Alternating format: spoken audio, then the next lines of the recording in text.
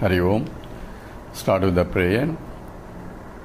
Om Sahana Vavatu Sahanau Bhunaktu Saha Vidyam Karavavahai Tejasvinavadhitamastu Mave Vishavahai.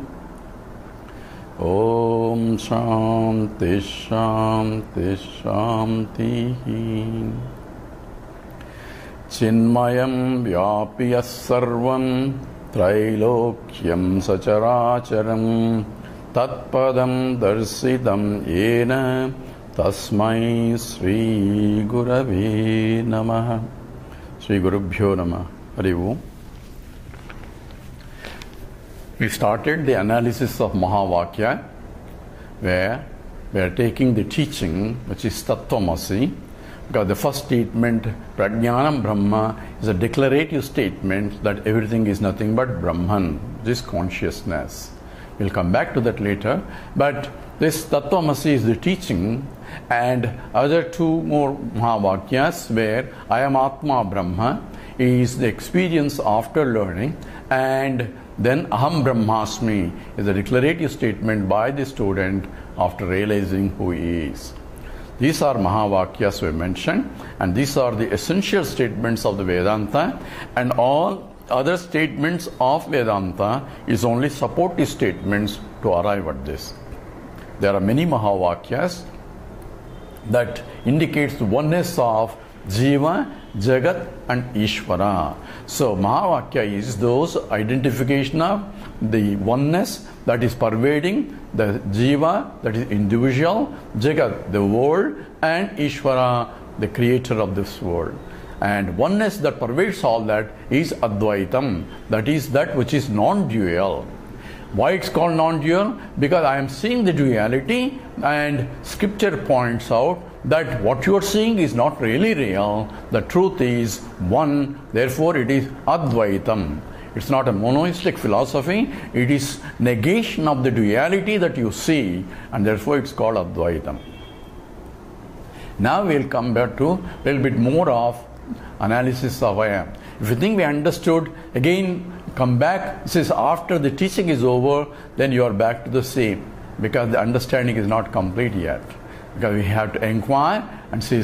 That's why Shankara says in the first thing in the morning as a prayer, Pratasmarami Hrudisam Spuradatma Tattvam Satchit Sukham Paramahamsa Gatim Turiyam Yaswapna Jagara Sushuptam Aveti Nityam Tad Brahma Nishkalamaham Nachabhuta Sangha. So essentially that which is the waker state and a dream state and a deep sleep state, I am none of them. I am that which pervades all the states. I am the conscious entity that enlivens the waking state, enlivens the dream state, enlivens the deep sleep state. But when I am in the waking state, I get lost that I am the Sakshi, I am the witnessing consciousness. I get involved in the waking state, forget my true nature because of not knowing who I am, number one. And even if I am taught, I forget that because that knowledge is not available while transacting in the world, because my deep attachments with the BMI. So what I need to do? I have to first withdraw my mind. That's why Chitta Suddhi becomes important, where for me to abide in the knowledge, I need the Chitta Suddhi. So as long as the teaching is going on, I can appreciate the truth that is expounded, but after the teaching is over, that knowledge doesn't sink in. A simple story Swami Chinmayananda tells, in fact, it's called, there is one Mr. Jones. So Mr. Jones suddenly thought he's a rat. We don't know when he started, but let's assume that it is from the beginning he misunderstood himself, I am a rat. Being a rat, therefore, he was protecting himself from the cats, because rats are afraid of the cats. So whenever he sees a cat, he used to go and hide in the closet until the cat goes away, because he was a rat. So he says, why you saw that? What is this fellow? All the time, whenever he sees a cat, he is afraid. So there is some problem, psychological problem, and she took him to a psychologist. He says, why are you doing it? He says, I am a rat. That's why I am afraid of the cats. So the psychologist says rats looks like this and you don't look like that, you are a man and you are different from the rat. So all that lot of teaching went on, and Mr. Jones understood. What he understood? I am a man, I am not a rat. So wife was happy and he paid dues and came back home. But when he came back, he saw, to his horror, there's a cat sitting there waiting for him. So he ran back to the doctor. Says, what's the problem? Say, I know I am a man, I understood correctly, but I am not sure whether the cat understood that I am a man or not. This is what our problem is. I know I am Brahman, but my neighbor doesn't think so. What should I do? That means my understanding is not clear. So, why? Where is the problem? We will come back to that. Major problem is lack of Chitta Suddhi. Hence, the scripture provides so many ways of accounting it. Now we'll go a little bit deeper into say, when I say I am Sakshi, who is saying it? Sakshi cannot say. So, statement is being said or made by the mind only. So there, I am a Sakshi. It is similar to I am this, I am that, I am this. Now, I am objectifying that I am Sakshi is also a statement by the mind, and still I am objecting I am some Sakshi. This is where the problem is. That's why it is a very subtle knowledge. One has to be very careful, vigilant with the mind, what exactly the scripture is trying to point out. We need to understand, number one, mind is required for this inquiry. And any statement I am has to be made by the mind only. So mind is required for transaction, and even to make that I have realized I am a jnani, mind has to be required. So whenever mind says I am this, that is what is called Ahankara. But we have defined the ego. Ego is I am this. So any statement I am this, that's how our biodata is, all I am this only. But then how can this knowledge be different? Even though I say I am Sakshi, that means I am pure witnessing consciousness, and I need the mind to make a statement, and even that statement appears to be similar to any other statement that I am making, I am this, I am this. In what way this knowledge different from other knowledge? That's why, because when I established that I am a Sakshi, I had to understand that as a fact, not as a thought. So, Dakshinamurthy puts it beautifully. It's an understanding as not as a thought, but it's an understanding as a fact. Mr. Jones has to understand that factually I am a man. It doesn't matter whether cat thinks or not, or whatever anybody thinks, I know I am a man. That understanding has to be firm, and that is what we call a clear understanding. So therefore, I am a Sakshi, even though statement has to be made by the mind, and also it looks like a statement of egotistical statement, that has to be a factually understanding, has to be done by the mind only, that I am not the mind, but I am the pure consciousness, that which enlivens the mind also. So essentially, looking at Sakshi, looking from the sunlight point, when the sunlight illumines the moon, and moon has become a luminous entity, now moon has to inquire, because the sunlight doesn't have any problem. Sunlight is, I am just sunlight shining all over. It has no problem, no ajnanam, no avidya, none of the above problems. It's only moon, and which thinks that I am a luminous entity, just like it is mind that thinks that I am the conscious entity. Says he, you are not conscious entity. By nature, you are only inert. Consciousness is because of something else shining on you. That's what we call it a Chidabhasa. Consciousness, which is Sakshi, shining on the mind and making it as though apparent as enlivening entity, as a conscious entity. But the confusion, that's called Chidabhasa. Confusion comes when the moon thinks I am a luminous entity. Hey, I am shining here compared to anybody else here. When you start, that means that is Ajnanam.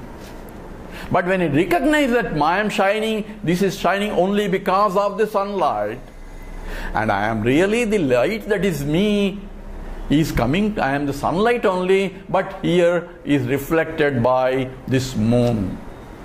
If I understand that clearly, even though moon may make a statement like that I am luminous entity because of the sun, I am the luminosity is coming from me, which is sun, but only reflected by the moon. So this has to be clearly understood, even though the statement is made by mind, because to make a statement I need a mind, and without the mind I cannot make any statement. Therefore consciousness beaming through the mind, and that which is called Chidabhasa, and that Chidabhasa where confusion is in the Chidabhasa only, not in the Sakshi. In the Chidabhasa there is a confusion that I am so and so. It's the mind that says I am so and so. In the deep sleep state, when the mind is folded, there is no statement I am so and so. If you are making I am statement in the deep sleep state, you are not slept yet. That means mind is required, all the confusion is existing in the mind, and it is the mind that needs to be educated that I am not the mind. Using the mind I had to inquire, I am that consciousness that pervades the whole universe itself. That is understanding of what exactly the Tvam Padartham means. So that's called the Ahankara has to be understood, and Ahankara will be there even for a Jnani also, in the sense that I am this Sakshi. But in what way this differs from the other Ahankaras? This Ahankara, the confusion is gone. I have understood that I am pure consciousness, anything else is only reflections only, or the roles that I am playing. I have to make this statement only in the waking state. I am playing a waker role, but I know I am not even a waker. That waker can make, waking mind can make a statement that I am not even a waker. In waking state, that mind has to have understood that. When I understand it and make a statement as a factual statement, then all other misunderstanding goes away from that mind. That mind has no more confusion that I am this, I am this, I am this, because it understood that I am that reflecting consciousness, that I am is a pure Sakshi that is coming in. I am the light of consciousness that is getting reflected by this mind, and the mind can recognize that also. So mind has to know that I am not the mind, but I am that pure consciousness, because of which I am acting like a conscious entity. With that understanding, that even though it looks like an egotistical statement, that is considered as a jnanam. So we have now coming to that statement. This is who makes a statement, who is realizer in this. It is the mind which has the wrong notions, has to drop the wrong notions. Therefore, for that only Chitta Suddhi is required. The purification. If I understand it, then all that becomes, everything else is sadhana becomes only trivial, because I have nothing to do with any of those. But to appreciate that I have nothing to do with this, I had to make a sadhana. This is where the confusion between, where Dakshinamurthy says, he says, you are conditioned, but you cannot have any process to decondition, because the very process will make you conditioning. Vedanta says, no, you need a process, because you got conditioned by a process only. You need a process to eliminate the conditioning, and just as you need another needle to remove the thorn, even though another sharp instrument you are piercing in, but in the process both the needle and the thorn goes away. That process is required. And I gave a story of where one person is wearing a necklace and he has to run 4 miles to discover that he doesn't need to run 4 miles. So 4 miles of running was necessary to find out that 4 miles of running was not necessary. The same way, all sadhanas of purification, yogas are required to purify the mind, ultimately recognize I am beyond all these sadhanas too. So sadhanas have no meaning also from my point. But that understanding becomes clear only for the purified mind, which can be purified only by sadhana.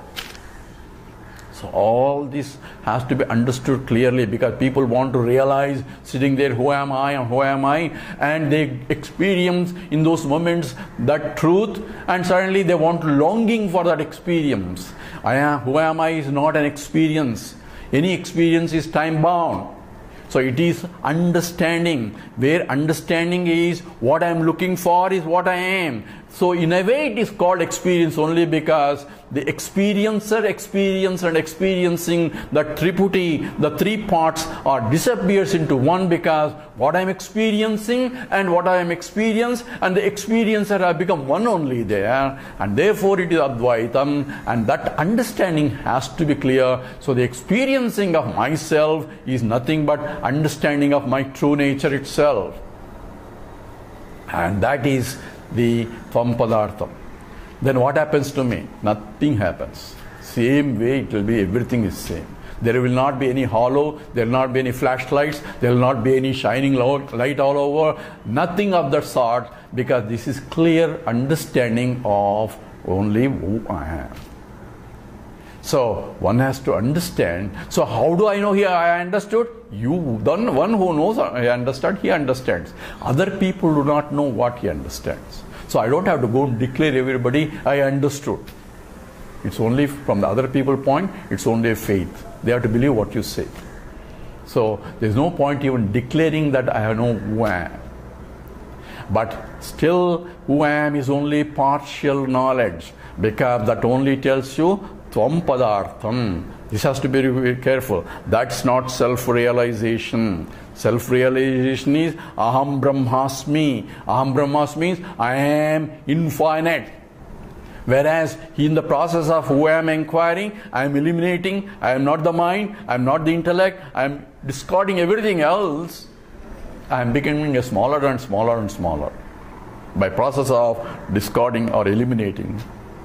But here the statement is I am Brahman, means I am infinite. So I cannot eliminate anything. So I also have to understand I am that which eliminated as I am not that is also I am. And for that only Vedanta becomes a pramana. Up to this knowing Tvam Padartham, we can analyze who I am by simple logical analysis. So now we mentioned about the Ahankara. Ahankara is I am this. When I was in the past, when the past was a present, when I was a boy, I am, and my experiences are different. When I am now, my experiences are different. The body, mind, intellect are different. Everything is changing. My body changed, my mind also changed. What I like, what I dislike, I change. My intellectual accomplishment changed. BMI is continuously changing. But I say, I am, and I was also when I was a boy, I am. So therefore, that's also Ahankara at that time. This is also Ahankara I am, and I will be so and so is also another Ahankara, where I am plus something else. Future, the body changes, mind changes, intellect changes. The changes are occurring all over, but still I am is Samanya, which is continuously pervading in that. So in this Ahankara, says Ahankaras are changing because what I am is changing. As I am this. This part is changing. My Ahankara, my ego is continuously changing. But when I say I am the same I am, and I am the same that I am is changeless, it's called Pratyabhijna, where I had to recognize that which is there, I am the changeless entity in all the changing things, even though Ahankara is changing, but I am beyond the Ahankara, and that statement also may be an egotistical statement, but that involves a knowledge, a recognition, or recognizing of my true nature, of what I thought I was is not really that true I am, I am that which is permanent, that pervades all my ahankaras of all the things, yet it's different from all of them. Because the things are changing, but I am changeless entity. That which is changeless entity is Satyam, that is Trikala Abaditam, which doesn't change any time. That alone is Satyam. And the changing things are only Mithya. This is also part of analysis of Tvam Padartham. So I can approach who am I in so many different ways. Ultimately, all those ways are important for me to shift my attention from what I think I am to what I am, the very subject, the very core. So that which is the essence of myself is hidden as in my own heart. That's what the scripture says. Says that is essentially in the core of my personality, the very heart, essentially where it is hidden as though. Heart means the essence of anything. Heart of the problem is the essence of the problem. When I say I am the very core of my personality is I am. The unqualified, where that is essentially what is the pratyabhijna, means that which is pervading all my ahankaras, yet different from all my ahankaras. Ahankara means egos. And abiding in that who I am requires constant understanding, constant shift my attention from I am not this, but I am playing this role, but I am not this. So now I can play in the transactional world. I am a father, I am a mother, I am a student, I am an employee. Those things, roles are changing continuously. But I am is not changing. So shifting my attention while playing the role. Remember, I am an actor as I am, playing different veshas or costumes. I am playing the role of a father, role of a mother, role of a son. Roles will have a problem. Problem will still remain the same. But I am only playing a role of drama of life. Drama is beautiful only when all problems are there also to solve. And life becomes a beautiful sport only when I have clearly understand I am playing, I do not have any problem. These problems come and go because they are continuously changing. Agama paino anityaha Tijikshasva Bharata says because of contact with the matra sparshastu kaunteya sitoshna sukha dukkadaha. So sitam ushnam sukham dukkam mana apamana, all those states of mind are coming and going. Agama painho, they come, and therefore anityaha, they are not really permanent, they come and go. All the problems that I thought that I was there when I thought they are very important at that time, but looking back 10 years from now, says though become insignificant. And this is exactly what I should be understanding all the time when I am facing the problem. Problem is there, as it comes, try to handle to the best possible, and that becomes a sport. And if I have clear understanding, a jnani plays the life of game beautifully. Only when I get involved into the role as I am real, forget that I am playing an actor and not playing the role properly, then the role problems become my problems. And that's our problem. Therefore, to understand clearly how exactly I can play the role, I can play the role beautifully as the role demands, and that's what we call, if we don't know how to play properly and forget it, now bring Ishvara there and become as a Arpita Buddhi, then it becomes a Karma Yoga. So Karma Yoga is not different from Jnana Yoga once I understand the truth underlying the truth. So with this we'll stop here now. Om Purnamada Purnamidam Purnat Purnamudachyate Purnasya Purnamadaya Purnameva Vasishyate. Om Shanti Shanti Shanti Harihi Om Sri Gurubhyo Namaha Harihi Om.